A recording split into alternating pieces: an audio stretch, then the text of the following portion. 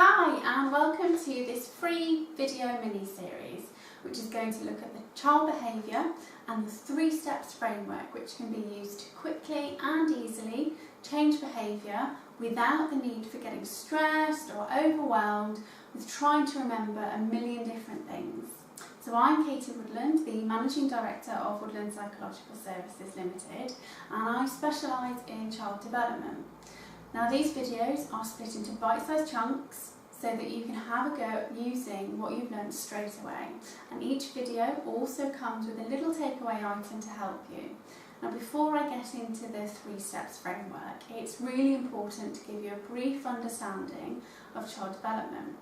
So when we're assessing children for mental health difficulties or social, emotional and behavioural difficulties, as health professionals, what we're looking for are observable differences in behaviour.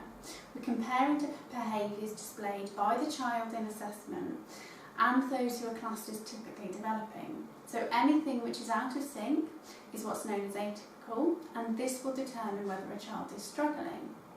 Now what makes things really difficult is when assessing for mental health difficulties or social, emotional and behavioural difficulties, we can't run a blood test or anything like that. We have to watch the child and pretty much guesstimate whether what they're doing is different to what we expect they should be doing based on their age, gender and many other different factors. Now while we can do psychometric tests, these are quite long and are often very specific to specific and particular difficulties, meaning that something has to come beforehand.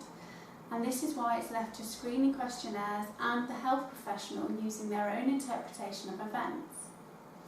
As parents and carers, everything you bring to the table is absolutely vital in helping us reach a decision, because it enables us to kind of bring even more pieces of the puzzles together.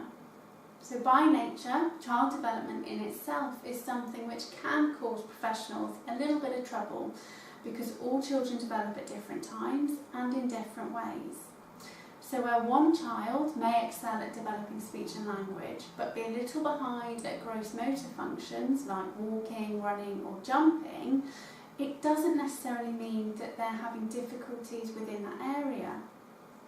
There are loads of different factors which can impede a child's development, but the one which matters the most to learning something new is exposure. So all humans, regardless of age, learn by copying. Back in 1963, Bandura developed the social learning theory, and this is the idea that we learn by observing others. He termed the people we're watching models, and the act of showing someone what to do is now called modelling. So essentially, we see somebody do something and then we have a go ourselves. But if we are never shown how to do something, then we simply won't do it.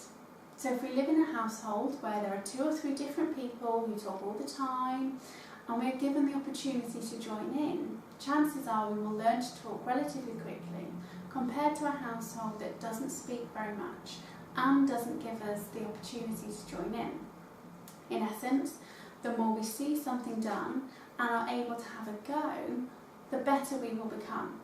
It's this copying or modelling which is step 1 in the framework. And in order for us to get a child to behave in a certain way, we need to first show them that's how we want them to behave. Now below this video is a really simple checklist which explains modelling and a little procedure you can use to model these behaviours for your child. Now remember, they need to see what you want them to achieve in order to have a go themselves. And if you have any questions or comments, then post them in the box below and I will get back to you as soon as I can. I really look forward to seeing you in the next video, which is going to give you the next step in the framework.